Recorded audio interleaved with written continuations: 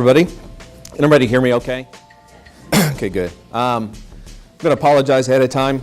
I've got a bit of something going on, and it's the weather, it's the time of year, and hope everybody understands.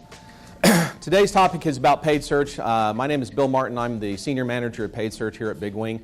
I've been certified by Google since 2005. I've seen the evolution of Google from just very simple to what we have as this complex monster today. I've also been Bing certified before Bing was Bing, when it was just Microsoft Ads. So I've also been able to see the evolution of that and been on the ground floor of a lot of things there. I have attended the Bing Partner Summit, where a lot of ideas were passed around about how to improve the search engine, and was influential in getting several new features added to Bing. So, how can giving money to Google and Bing help get you customers to your front door? One of the first things I want to talk about is that in February, late February, I think it was the 23rd of this year, the search engine result page changed. This is probably one of the biggest dramatic changes that's happened on the search engine result page for an extremely long time. Basically, does everybody see what's missing? The right-hand rail, it's gone.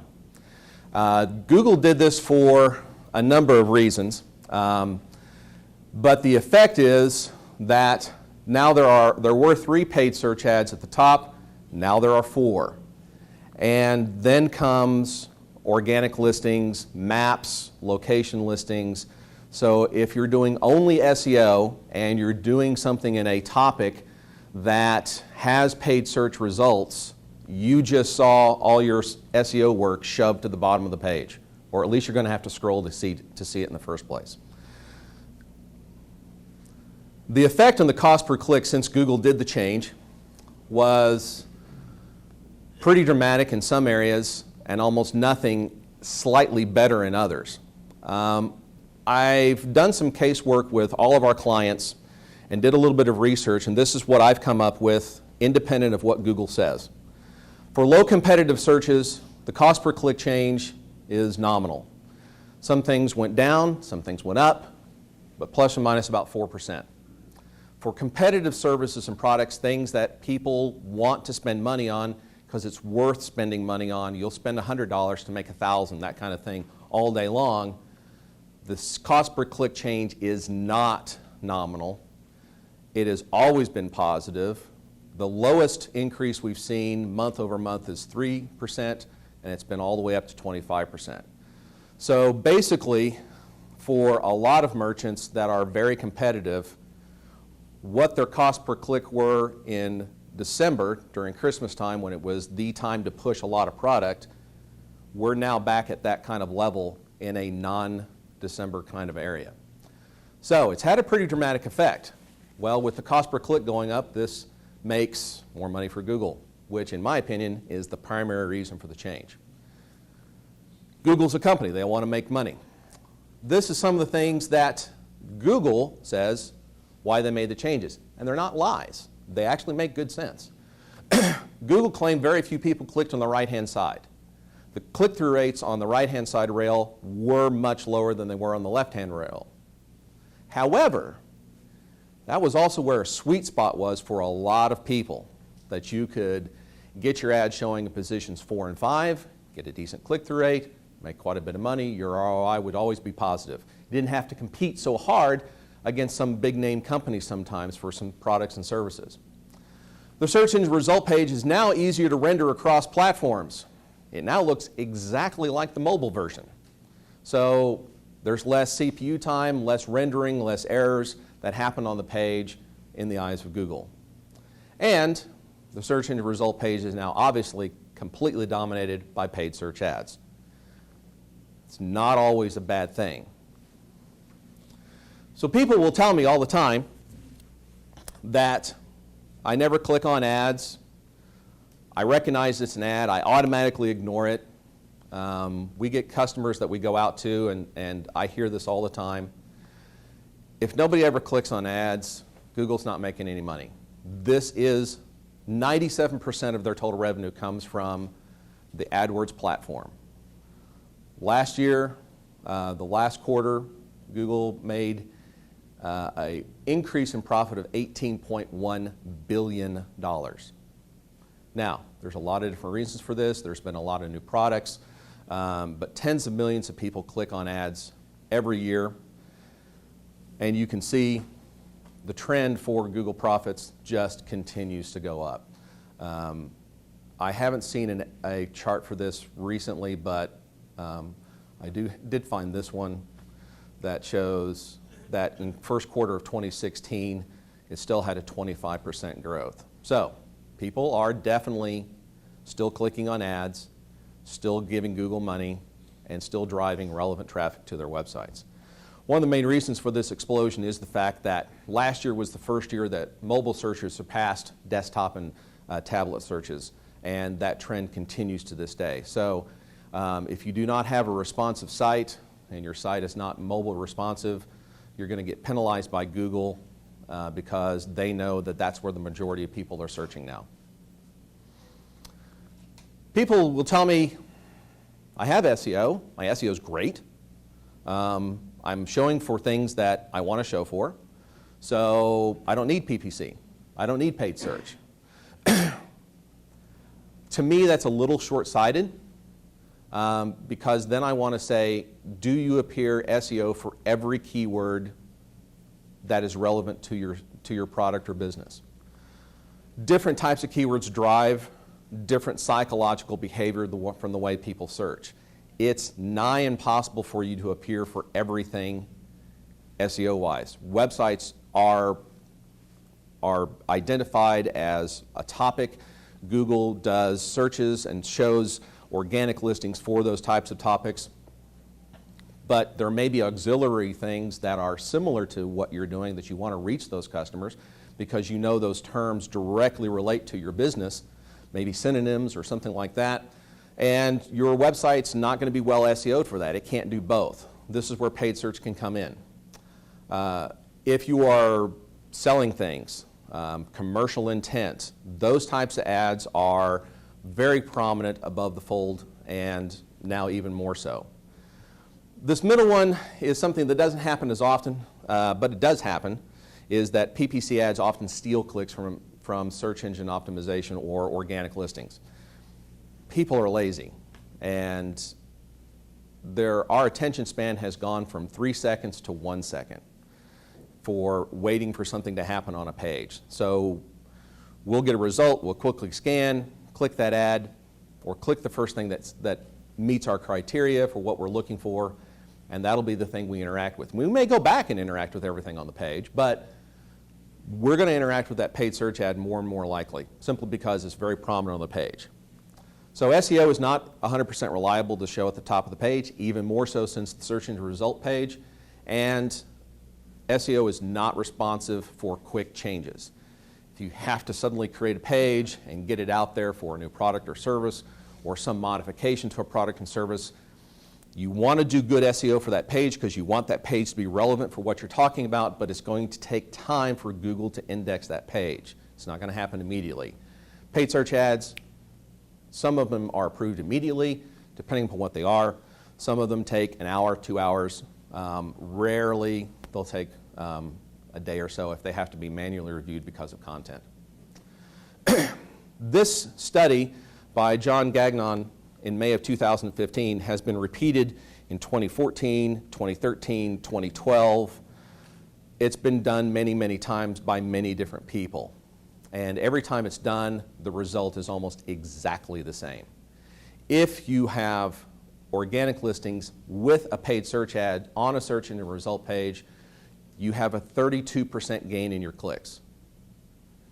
What that means is somebody will click on either the organic or the paid search ad 32% more likely than if you're only organic or only PPC. So this is a way for you to dominate and really get your customers' attention. It's for other reasons that I like to do paid search with good organic listings. Synergy. Paid ads can be used to refine organic keyword strategies. We often correlate with the SEO team here. They see our keyword list, we see theirs. There's synergy there. We're making ads for their stuff. They're making pages for ours. They see keyword lists. It just goes back and forth, continues to build the relevancy of the product. We've already talked about the domination. Collaboration with Google's privacy data restrictions. Sharing data is more difficult. It's more difficult to get data out of analytics unless you have a paid search component, because you can use search query reports that you're actually paying for, so you can see a lot of those terms. They'll come directly into analytics, and it's very easy for you to analyze that data. There are several advantages to pay-per-click advertising. We've already talked a little bit about some of them. Immediate visibility. You make a change, boom, it happens. SEO work takes sometimes months for the full effect to take place. You have a dozen or so ways that you can completely customize the ads. You can customize the ads, landing pages, bid structure, when it's showing, how to modify the bid, modifying the bid for the fact that you're sitting out here versus going over to Tulsa. So there are so many different ways that you can maximize and dial in the efficiency of your campaigns. Paid search can do that unlike anything else. Budget flexibility. I always hesitate to put this in here, but because it really does depend upon the vertical. It's very easy to say you can do it for as little as $10 a day or $15 a day, but in reality, it kind of depends upon what you're in. Some verticals, $15 a day is ridiculous. You have to think about it as you have all of these searches like a fire hose, and you're going to take a teaspoon out of the fire hose at some point during the day. That's the analogy I like to use. Some verticals can do $15 a day. They have very low cost per click. If you're an attorney and you are a mesothelioma lawyer, your cost per click is $123 per click. $15 per day is not going to get you showing. So it depends upon what it is. If you're a banker, loans is a very popular keyword. In fact, it's one of the highest cost keywords. It can be as high, depending upon how it's being used, of $30 to $40 a click. So $15 a day, yeah, but vertical dependent. Pay-per-click advertising is nothing but data. There are charts, numbers, stats, click-through rates, impressions, view-through impressions, click-through impressions, click-through conversions, view-through conversions, assisted conversions. All that kind of data you can get by combining your analytics with your AdWords account, and also linking in universal event tags with Bing as well. Inside the AdWords platform or pay-per-click platforms, there's geo-targeting, day parting. I can choose to have my ads served only in Oklahoma or Oklahoma City or 73102. I can also set a pin in the middle of a map, draw a radius. I can do multiple radiuses. I can make smiley faces on a map if I want to do that. And so you have a very minute control over geo-targeting. Daytime parting is a very unique aspect of pay-per-click in the fact that I can choose when to show my ads. There is I went and did some consulting work for a very large church here in Oklahoma that I won't mention. They had a very unique way of using pay-per-click. What they did was they ran ads for adult entertainment and adult searches 30 minutes before a sermon, before a virtual sermon on the internet. So they blasted the internet for 30 minutes before their sermon and then used those ads to draw people away from sinful type activities and threw them towards their sermon. And at first you think, well, these people aren't even interested in this. I mean, obviously they're looking for something else. But they really had a lot of success with this. So it was a very clever way of using day parting. So it can be very efficient. One of the most common ways that we use day parting here is by identifying, after a campaign has run for a little while, when are people engaging with the ads? it's a pretty good bet that between 2 and 5 a.m., not a lot of people are engaging in ads. Most of that traffic is bot traffic. So you can exclude that right off the bat. But what if you are doing something for nurses? Nurses that might be looking for jobs. Well, nurses work 24/7, and a lot of times they get very frustrated at their job. So it's a good idea to show them ads 24 hours a day, because you might get them to change jobs from one place to another. So daytime parting can be very efficient, and it can also optimize your account, trim the fat, make things more optimized, and give you a better ROI. The other thing that we can do in paid search is directed towards different networks. It can be Google, it can be Bing, it can be Google and Google partners, Bing and Bing's partners. You can say I want to advertise on Bing and Yahoo or just on Bing. I can do Google with Google properties such as Google Maps, paid search ads there, paid search ads only on Google proper. So I have a lot of different choices. Plus then there's the Google Display Network. So there's ways to direct your ads to the right people at the right time. And of course, with paid search ads, you can direct them to any page that you want on your site. So now the big question. Why do people click on ads? We've already shown that the idea that nobody clicks on ads is false. So why do people click on ads? That's the $1,000 question. The number one answer on the board is relevance.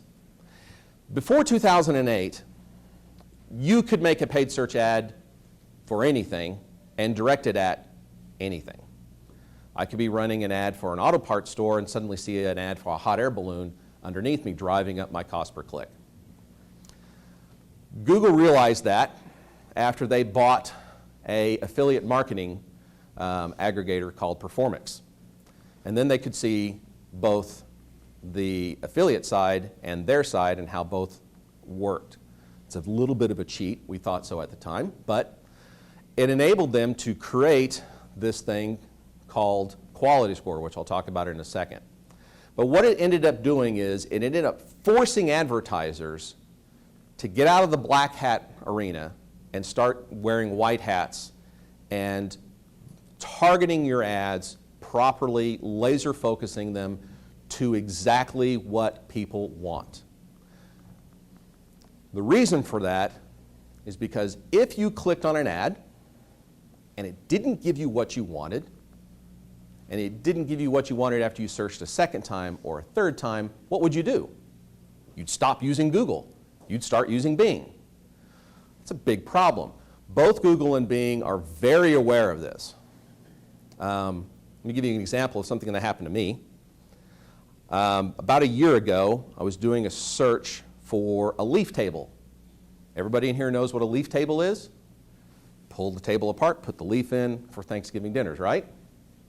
You and I all know that. I typed that into Google, guess what I got? Those perforated picnic tables that you see in parks, and they had leaves on them. Now, to the algorithm, it made the right choice. And I did it 3 or 4 times because I couldn't believe it. I was like, oh, you got to be kidding me. I did leaves, leafs, like maple leaves, you know, anything. So I got frustrated, went to Bing instantly. Correct answer. I got tables with leaves. I got plans for tables with leaves, like if you wanted to build one of your own. I got where to buy them. I got who had the best prices in the area. So of course, guess what I did for the next 10 searches? I didn't use Google, I used Bing because I was frustrated. So both of the search engines, and that can happen on both search engines. It's just a funny example that happened to me. If they don't find what they're looking for, they're going to, if a user doesn't find what they're looking for, they're going to go somewhere else. So Google invented, and Bing followed suit, with this thing called quality score. And it's basically a number between 1 and 10. And what it is your ad rank is a number.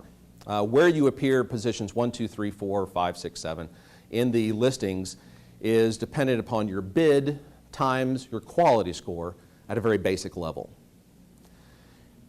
So if you have an ad rank of, say, 30, you'll appear above somebody that has an ad rank of 27, and so on and so forth.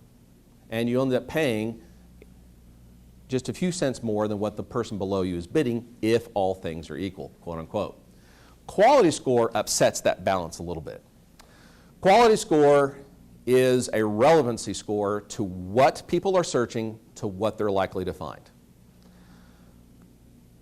It's a keyword to landing page relevancy, a keyword to the ad relevancy, this nebulous thing, user experience on the page, which I did manage to get the Google manual for how they evaluate that. That was kind of interesting.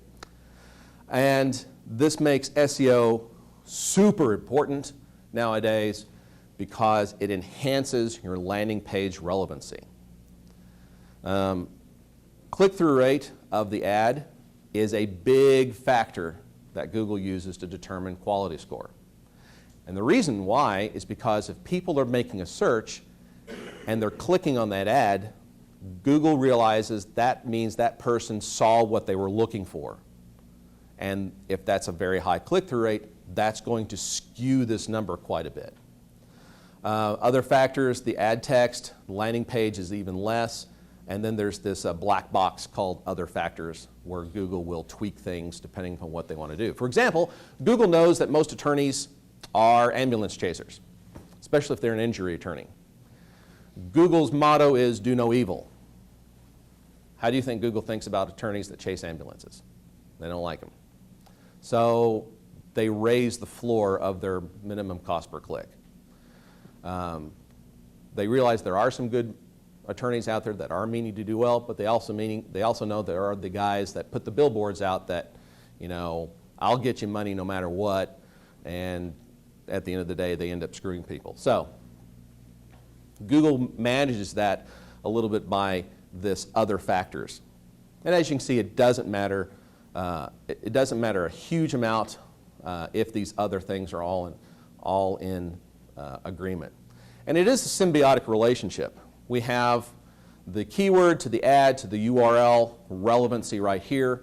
Then we have the landing page user experience, and then the quality score. The landing page user experience, Google's actually been quite nice recently, and they've given us some tools that you can use to check. PageSpeed Insights is one of the best things that Google's given us, and it'll actually, you can put your website in, mobile, non-mobile, and it'll give you a score, 0 to 100. How did you score? Did you score an A? Did you score a B? Did you score a 90, a 70, 65, whatever? And it'll give you a little color guide. Green is good, yellow's okay, red is bad. If you're below a 60, you need to fix things. If the landing page doesn't render well, if it's slow to load, if it hangs on very large images, if it doesn't compress well, there's a ton of things that go into this. And then, according to the Google manual, there's this other nebulous thing of what they tell their reviewers to do when they look at a landing page is, how does it make you feel? Believe it or not, that's in the manual. And they have a bunch of other qualifiers in this, but when you're looking at your landing page, think about a visitor that's never been there before. They land there, what are they looking for? How hard is it for them to get what they're looking for? If it's easy, it's a good landing page. If it's hard, then it's not. That's pretty much it. So we have relevant ads are driven to the top of page for less cost if they have a good quality score. If I have a quality score of 10, the guy below me has a quality score of 5, he bids a lot of money, he bids very high so that he can be above me, I can actually pay less per click than he's paying because my quality score is so much better. So quality score is very, very, very important to look at. If your quality score is 1, Google basically won't show your ad. They say they will. You'll see your ad shown very rarely, and by the way, you'll pay 600% more per click as a penalty for having a low quality score. If you have a quality score of 10, you'll pay like 25% less. So they reward you. Everything is designed to force advertisers to do the right thing for the user. The paid ads work extremely well because they show people exactly what they're looking for, and even if it may not show in the organic listings, and these consider these people warm leads. They're already interested in what you have. All you have to do is be able to show that you have it to them. And I've mentioned it before, but the big elephant in the room, Yahoo and Bing. How many people use Siri? You're using Bing. If you say, I never use Bing, but you use Siri, you're using Bing. Bing powers Siri. Bing also powers Yahoo. So if you say, I never use Bing, but I use Yahoo, well, you're using Bing. Microsoft is a company that does not try to reinvent the wheel when they don't have to. The Bing search engine is a module that can power other search engines. If Bing were to suddenly buy 7Search, which, how many people in here have heard of 7Search? Good, I thought so. 7Search is a tier 2 search engine network. Very few people are going to know about it, but it is out there. Bing could buy 7Search and then suddenly Bing powers 7Search results, even though 7Search had its own results and its own interface for paid search ads. There are over 5 billion monthly searches worldwide for Bing. 150 million US searchers, 40 million users in the US that do not use Google. If you aggregate all the searches across all the search engines, across all the different verticals and all the different kinds of searches, Bing is 28%, and Bing and Yahoo is 28% of the total search US volume. Now, that's an aggregate. That's across everything. We have seen clients where 5 times the traffic was in Bing than it was in Google, and we've seen it just the opposite, where 90% of the traffic was in Google and only 10% of the traffic was in Bing. But on average, 28% of customers use Bing, and you have to ask yourself, if I'm a business owner, do I want to take every third person that comes up to my door, close the door on them and say, I'm sorry, you can't come in? It's worth paying attention to. Another part of paid search advertising is display, most commonly referred to as banner ads. And display is done poorly by a lot of people. I have a team of 2 people that they work very hard to find the right target and the right demographics and the right audience for people's ads to be shown to. Bad advertising is when you go to a website, visit it, and then the next 7 sites you go to, you see nothing but their ads just constantly blasting you. I don't know anybody that doesn't just tick off. And it instantly makes you go, I'm never going to use them. They follow me around. I hate that. You want to follow people around, but you want to do it not so blatantly. You want to keep in their conversation, but not yell in their ear. So display should be targeted, not blasted at people. And display advertising has evolved enormously in the last few years. We can geo-target, we can target contextually, topically, by interest, demographics, women who are parents between the ages of 25 and 50. Then there's psychographics, people's behaviors, audience development, third-party data segments, people that watch soap operas, people that are car enthusiasts, people that have bought a Corvette. Whatever you want to target, you can target by third-party data segments, and that becomes a very complex way of doing it, but it also works very well, especially if you layer it with these other things, and suddenly you have a Venn diagram where it is your audience. These are the people that are interested in your stuff. Let them know that you're there. Search retargeting. People do a search for something, and then they do another search that's very similar, very like it. Show them your ad again. Let them know you're still there. You don't have to be obvious about it. Hyperlocal geofencing. If you're at a conference for widget development, you want to show everybody else at the conference that you sell widgets. Put a pin, draw a circle around. Anybody that's at the conference, if they do a search for your website, then they go to their Facebook. Oh, wow, look, there's an ad for this company the guy was just talking about. I wonder how you knew how I did that. Geofencing. Hyperlocal, and of course, very obviously, site retargeting. Once somebody visits your site, if they leave, if they engage, if they don't engage, how their behavior is, how do you want to make sure that you get to them. So a site retargeting strategy, you're going to have people that are converters, people that are interested in your stuff, and people that are not interested. You're going to do a different tactic for each one of those people. You're going to, for people that convert, you may decide, I'm going to stop showing you ads until the product that you bought from me is likely to expire and you're going to need another one. Then, maybe I'll show you another ad. You find this a lot of times with car dealerships. You buy a car from a dealership, depending upon what you buy, let's say you buy a new car. 6 months down the road, they're going to send you, hey, you bought a new car. Remember, we have service. Come get your car serviced with us. And then a couple of years, 2 years after you buy the car, they may go, hey, we have new models in. We noticed that you bought the Chevy Malibu. Would you like to see the new Chevy Malibus? Come by, see us. Again, that's not bugging you, but it's keeping you in mind for when they know you might be buying a car again. Then there's people that are interested. I came to the site, I researched something, I saw this great site about widgets, wooden widgets. I love wooden widgets, but I didn't do anything, I didn't buy anything. So I left. I went off to my Facebook page, and then I went to my Pinterest, and then I went to someplace else, and then I went to CNN.com, and then I saw and I kept seeing maybe every second or third website I saw an ad saying, hey, we noticed you liked the widgets. Hey, we got a special deal on the widgets if you come back.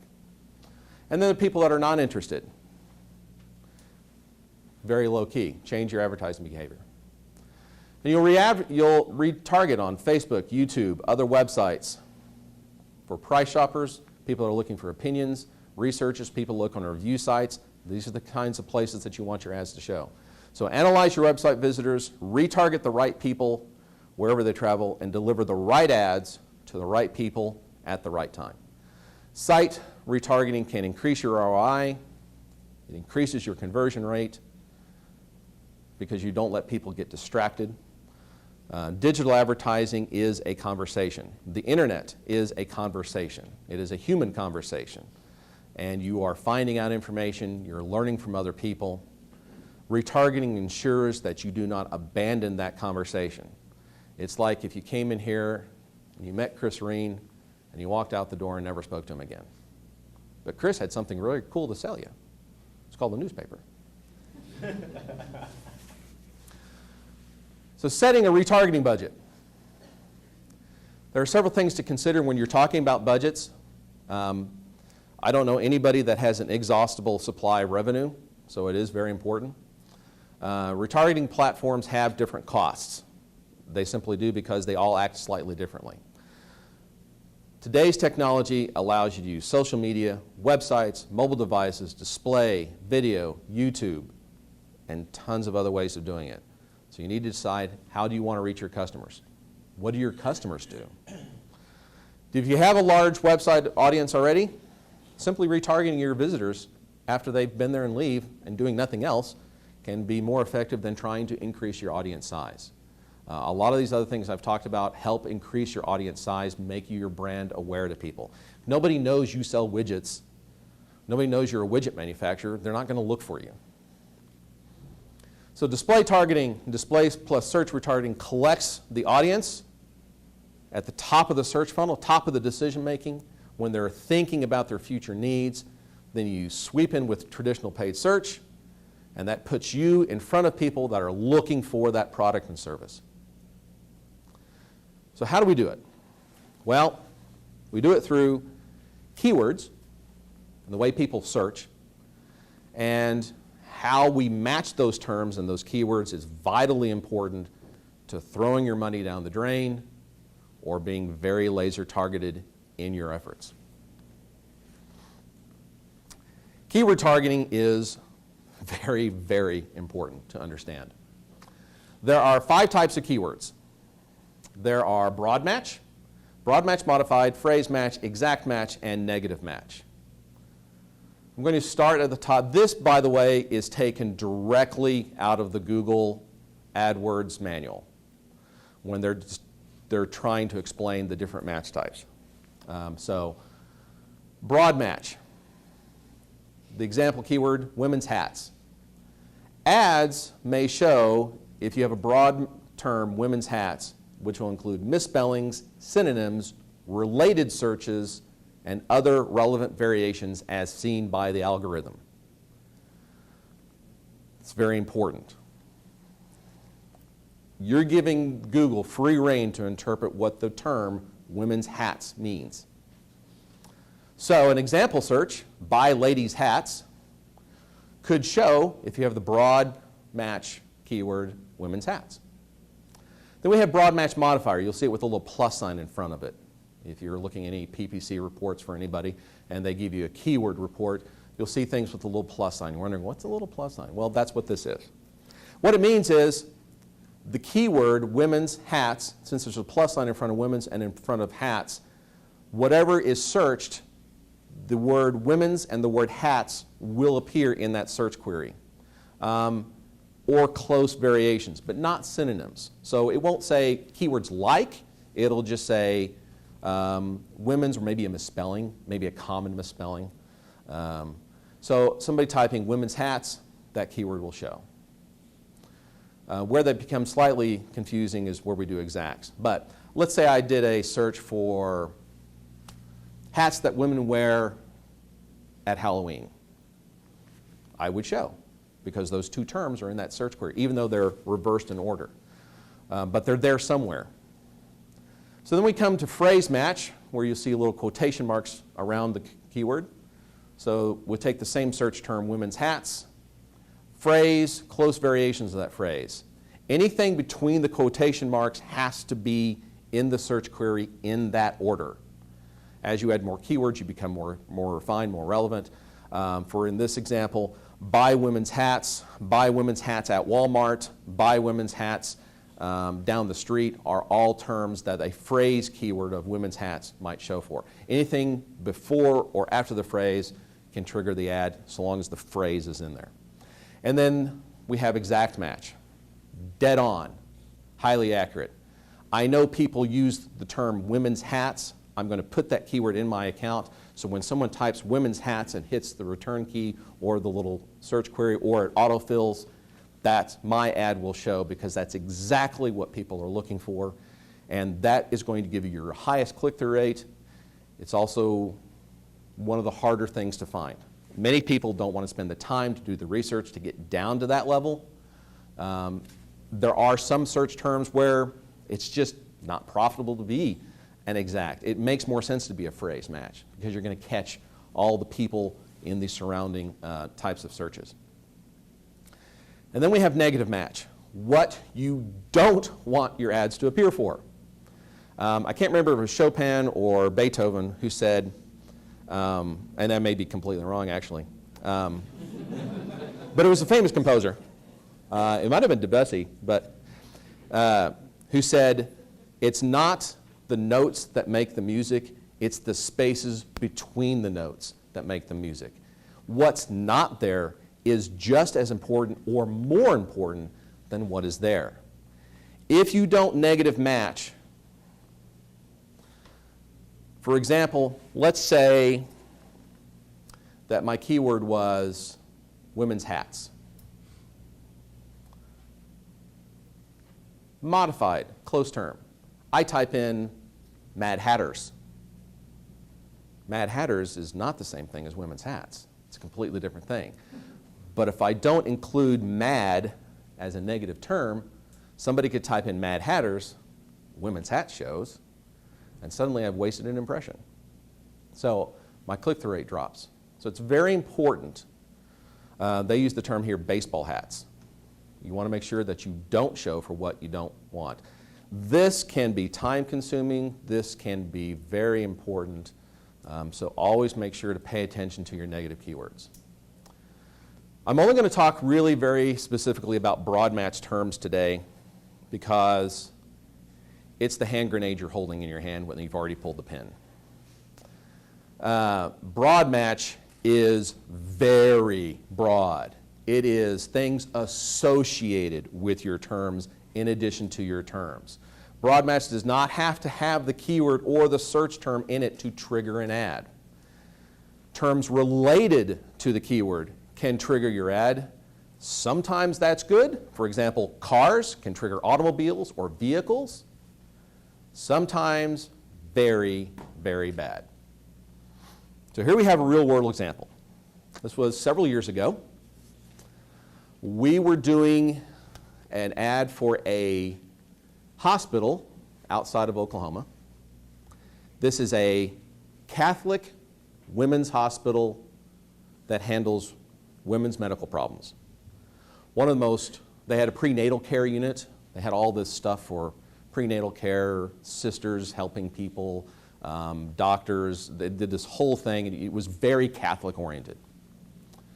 So one of the terms was pregnancy and pregnancy care. They have a pregnancy unit. They deliver babies there. Makes sense, right? We had this in an Explorer ad group just by itself so that we could see what people were typing in addition to pregnancy care. And if you notice, we didn't use the broad match modified. This is broad. This is what Google matched it with.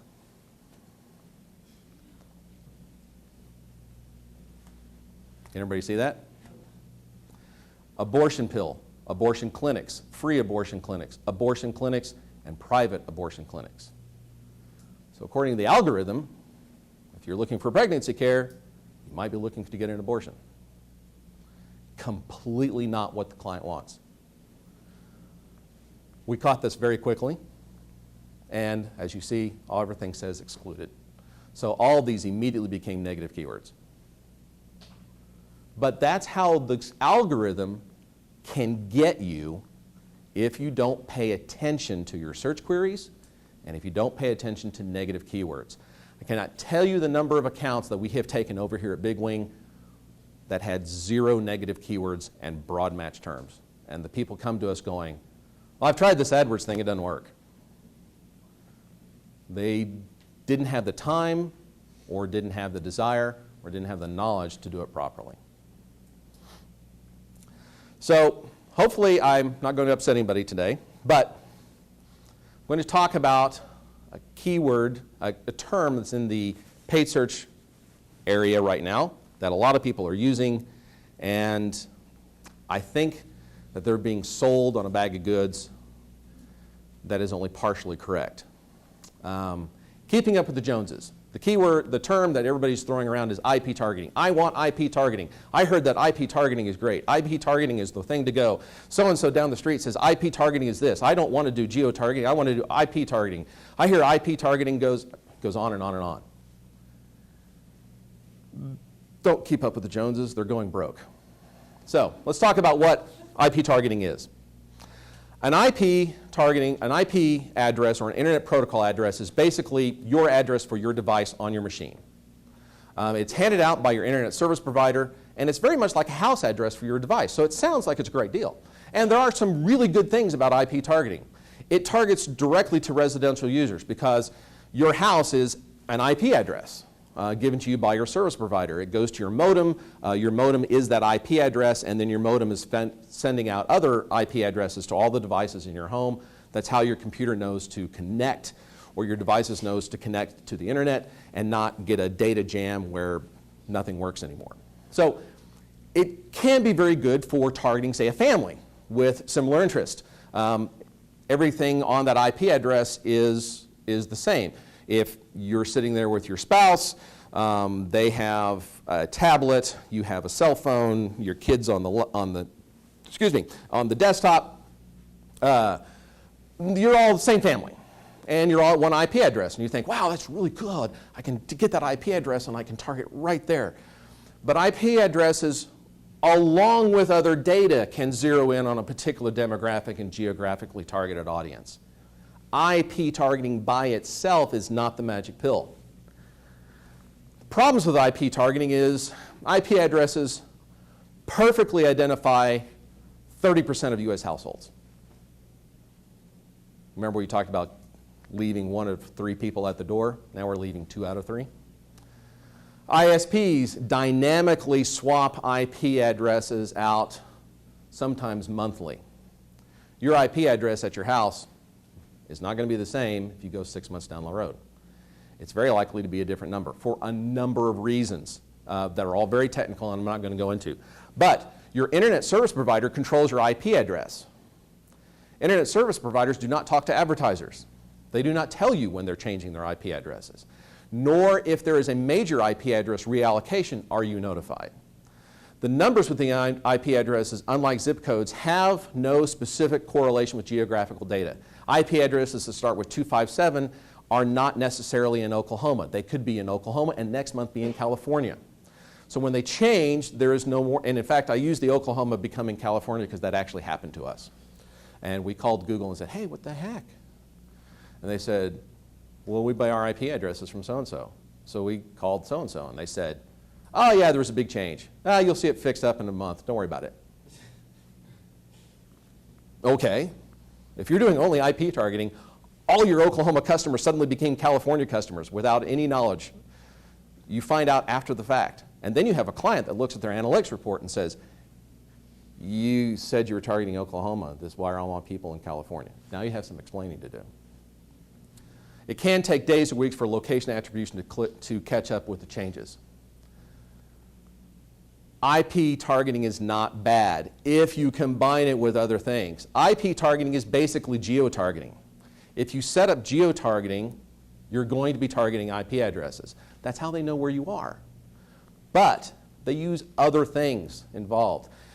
Use more than just an IP address to target your customers. IP targeting along with geo-targeting, audience targeting, demographics, psychographics. Build the data layers so that you're actually targeting people that you want to target. If their IP address changes, you're still targeting all their other stuff. You're still going to reach those people. And the last thing I want to say before we end. How are we on? Oh my gosh. Somebody should have started playing music or something. I'm sorry. First and foremost, pay attention to your website. It is your 24-hour salesperson. Get your SEO done correctly. Make sure your website is clear and provide your users what they need easily. Have a clear call to action where it's needed. Don't make people hunt to find out how to find you. Reflect the goals of your business. Have a privacy policy, please, on your website. Even if you're not necessarily collecting data, if you're going to do advertising, you need to put on there that you're going to be using pixels. You may be using Google AdWords. You may be using Google retargeting. So people know that you're going to be doing this. If you don't have that privacy policy that mentions those things and you do these things, Google will suspend your site. Use your analytics, your goal tracking. Set up goals. Don't set up necessarily landing pages like, oh, if I visited a page, and then leave it at that. Set up that as a reference, and then also set up a goal completion. Somebody actually said submit, and then they got, thank you for calling us, or thank you for, that's the goal. They completed something. Consider phone tracking. Phone tracking can work very well for a lot of people. It can be $75 a month. It can be $250 a month. It depends upon how many visitors come to your site and what kinds of services you want with phone tracking. But phone tracking can become very important. You can find out how your employees are answering the phone. You can coach them about different ways. We did a roofing company and some attorneys where the call tracking really came in very handy because we were able to listen to calls and tell the client, you might want to coach your people to not say, those people aren't here, but say, well, we do that. Can I get somebody else? And oftentimes that was what they needed. They didn't care that they talked to a person of name. They just needed a product or a service. And if your site doesn't convert, this is important. All the traffic in the world won't do you any good. I can throw 1 million people at a website that doesn't convert. It doesn't convert. It doesn't make any money. You can spend money all day long. If it doesn't, if it's not a well-converting website, you're probably just spinning your wheels. And that's what I have. I'm sorry I went over. Any questions? Yeah. When you're starting out with the client, how do you allocate, say, budget towards Bing versus Google? Believe it or not, what I like to do is 65-35 to start out. And I like to think of it as a slinky. And I tell our clients this. I'm going to put this much, I'm going to put 35% of your money here and 65% here, and we're going to see what happens. Usually we can tell within a week or two, do we need to make any kind of adjustments? Do you slinky towards Google? Do you slinky towards Bing and Yahoo? Look at people's interactions. But 2 weeks may not be enough, because think about it. In 2 weeks, you've had 2 Saturdays, and you've had 2 Sundays, and you've had 2 Mondays, and 2 Tuesdays, and 2 Wednesdays. People's search behavior is different on different days of the week. And anybody knows if you have a data with 2 points, you have no idea if that's a straight line, a curving line, or anything. You need to have enough data points before you start making decisions.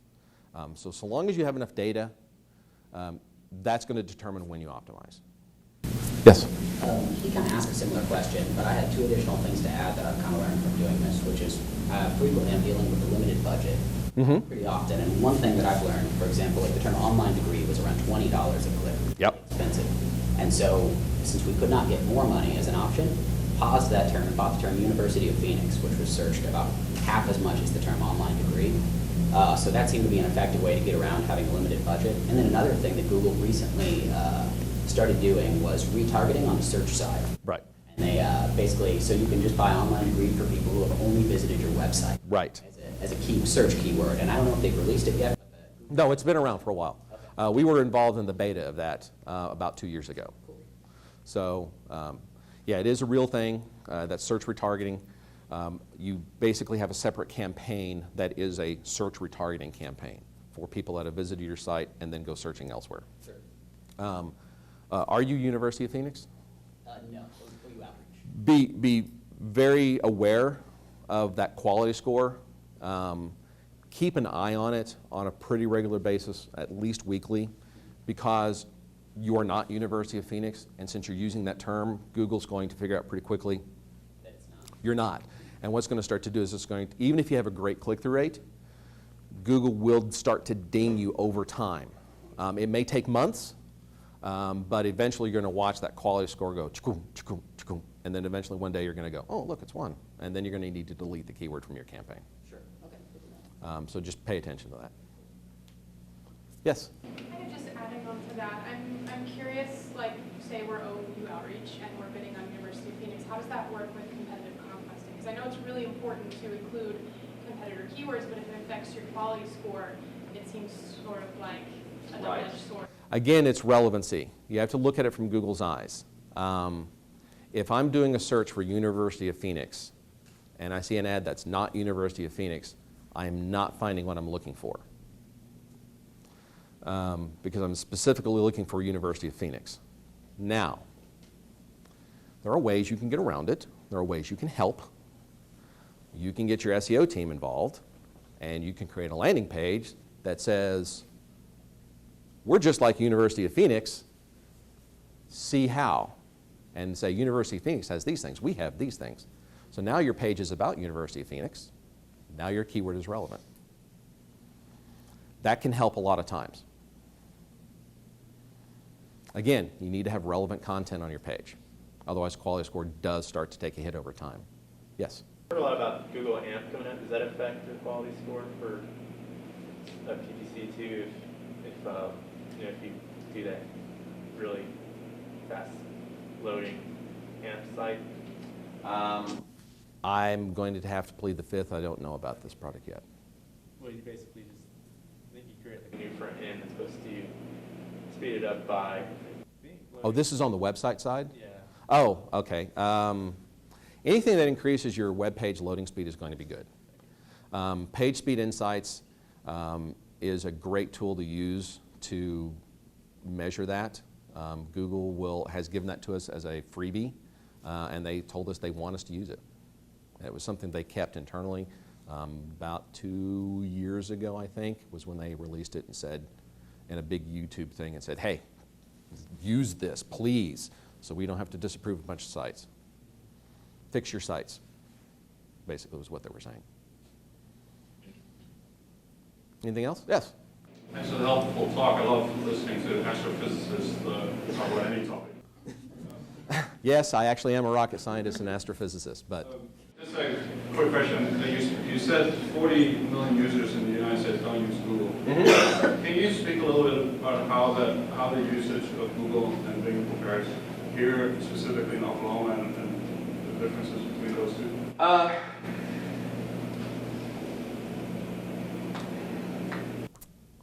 I'm going to have to go on a little anecdotal data. I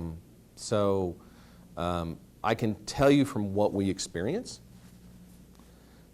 There are certain verticals that are more happily searched on Bing than they are on Google. One of the fundamental differences between Bing and Google is this. Google is a pure information engine. Bing is trying to get you what you're looking for. So if I search for, say, guitar strings on Google, I'm going to get Wikipedia page, I'm going to get what is a guitar string, I'll get images, I'll get videos of guitar strings, I'll get a bunch of stuff about guitar strings. I'll get some paid search ads, probably for guitar strings, like Guitar Center will probably have some ads there. On Bing, the results are going to be skewed towards guitar strings near me, how close is a guitar string to me, where can I find them, what's the best prices, more information on how do I acquire this product or service. Slightly skewed that way. And Bing wants to keep it that way. They want to be slightly different. The demographic of Bing users, 56% of Bing users are college graduates, whereas Google is the gambit of humanity. It's everybody. Yahoo is kind of everybody, but Bing itself typically is a little bit slightly higher educated niche.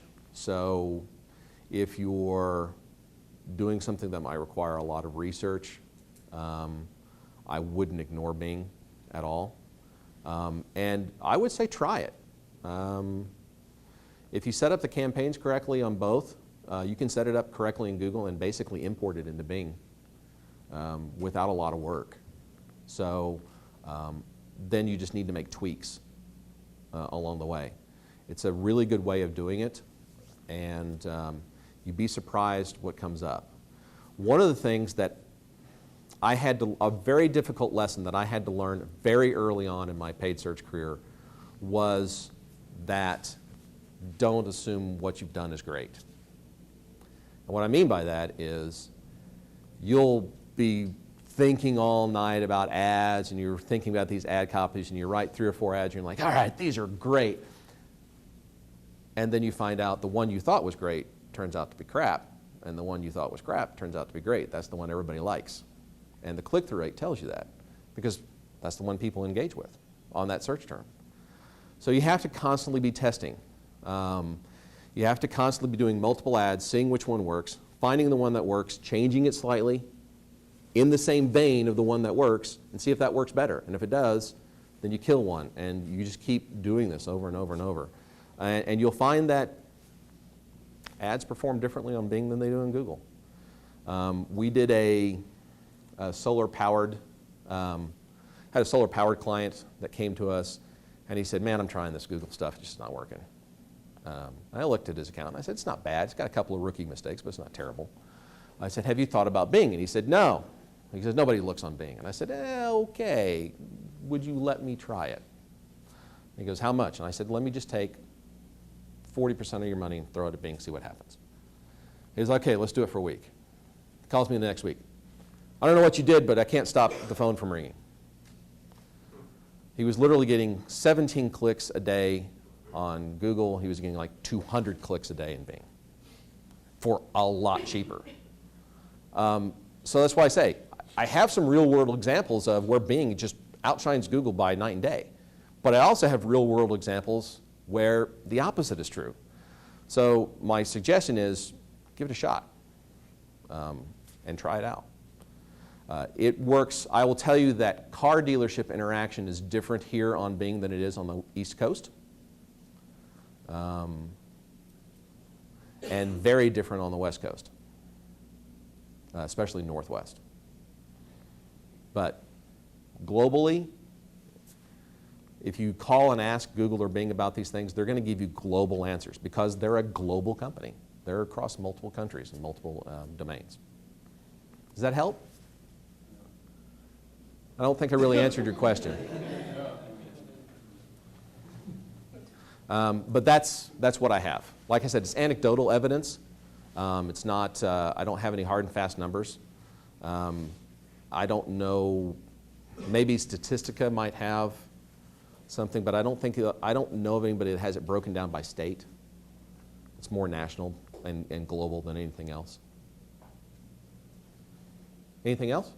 Yes? Is it possible to retarget across different platforms? Like if you build a YouTube remarketing list, would you be able to target them in search and vice versa? Yes, you can. Yeah. It's a little tricky, but you can do it. Sometimes you have to use third-party platforms, but yes. Well, thank you very much for your time.